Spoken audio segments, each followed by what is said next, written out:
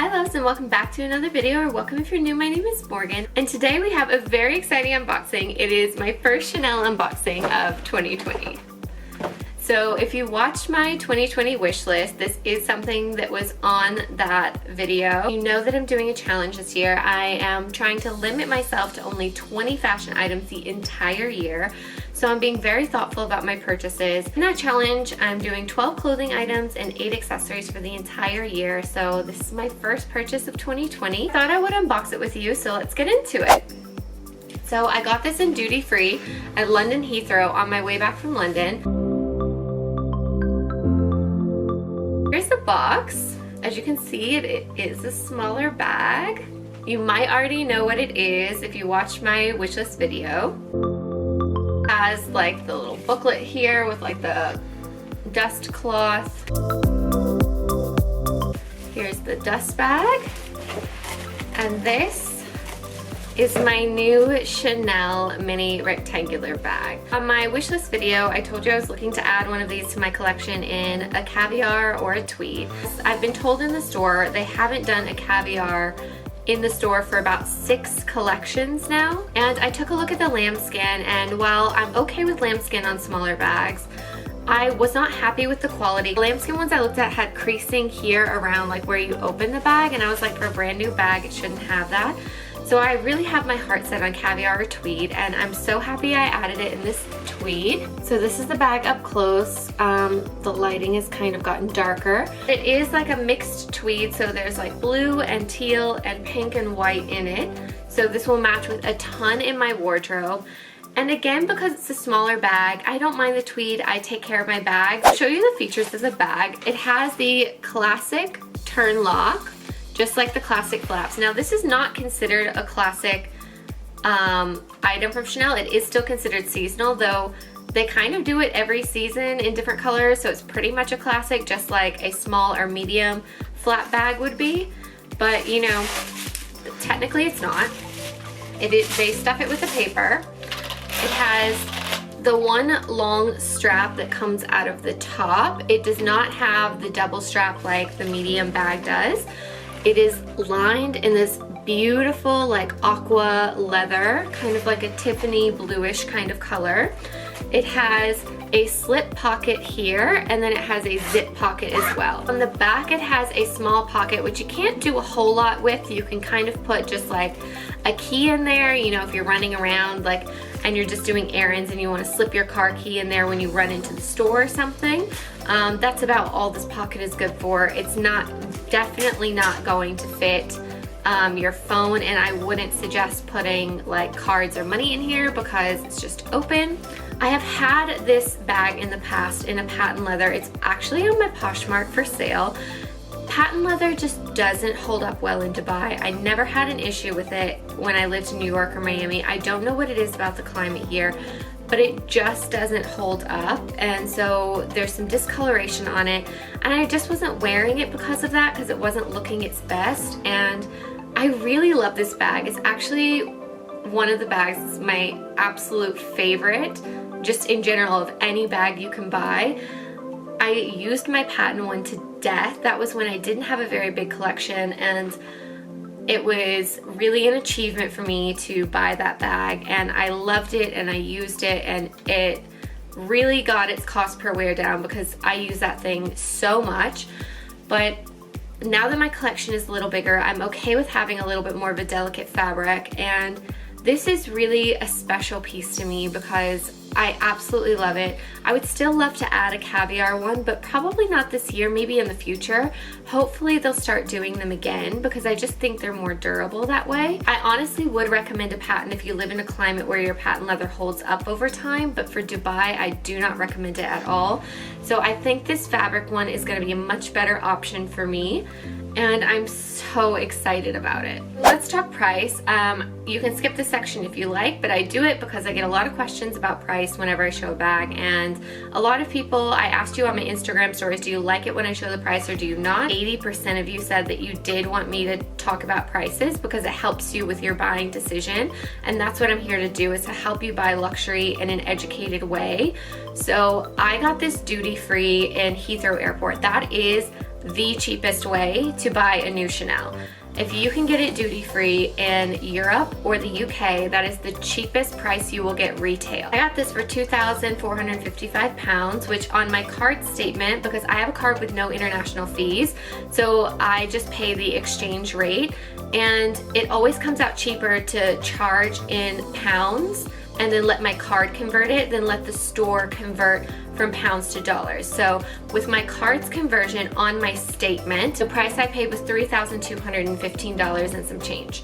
To give you an idea, in the US, the current retail price for a lambskin version of this size is $3,500 plus tax, and tax varies depending on your state. In the center of London, I didn't check about this bag because I had seen it in duty free on a previous trip, and I said, if it's in duty free this trip, I waited 1 month to get this bag because I wanted to really have a good think over it.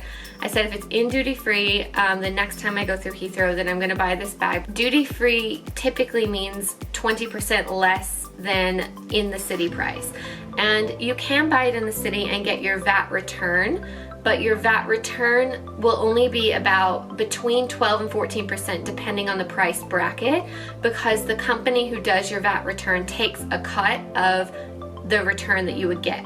So the cheapest possible way to get this bag is in the duty free.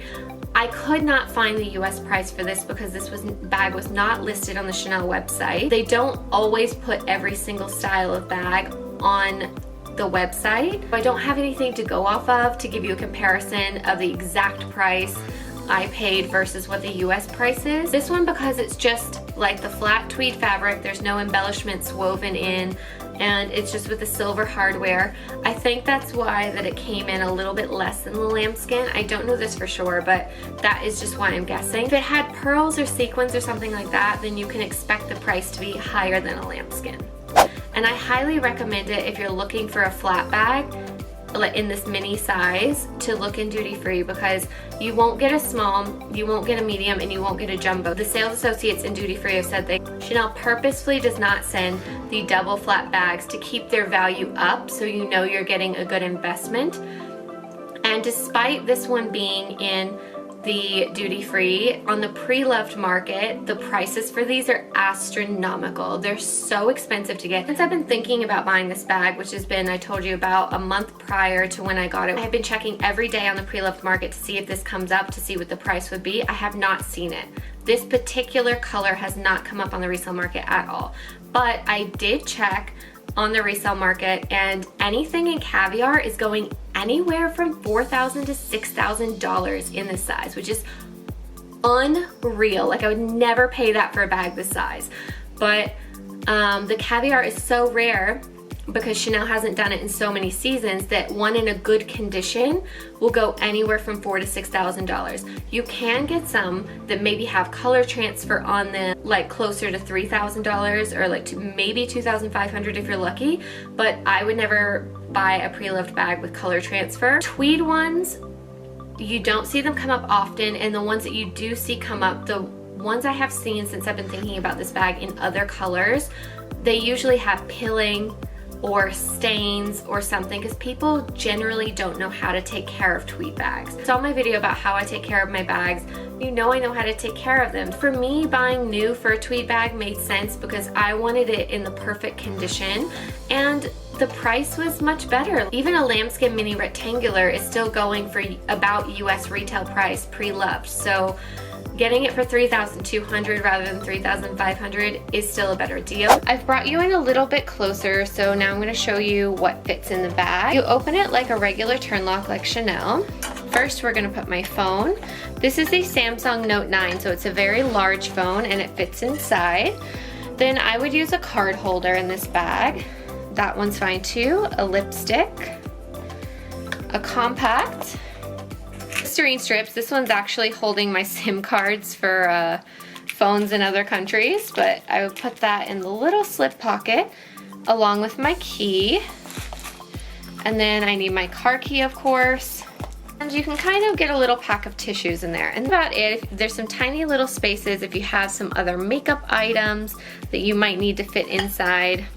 But yeah, the bag closes easily and I don't like to overstuff my bag. So this is the perfect size for some daily essentials. Now I'm going to show you how the bag looks on. Mainly I would wear this crossbody like this.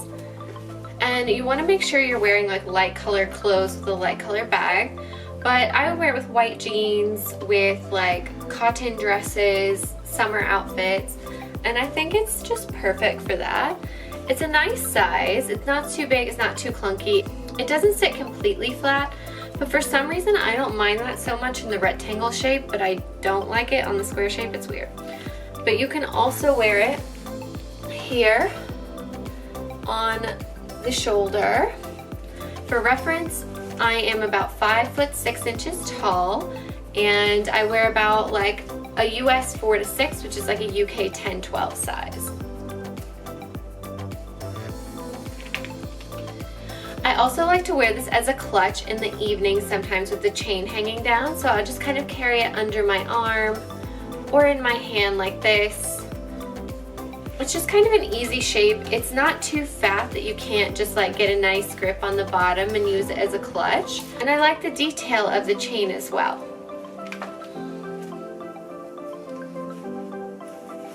Thank you guys so much for watching, and I hope you enjoyed this video. In my next video, I'm going to compare this size to the wallet on a chain.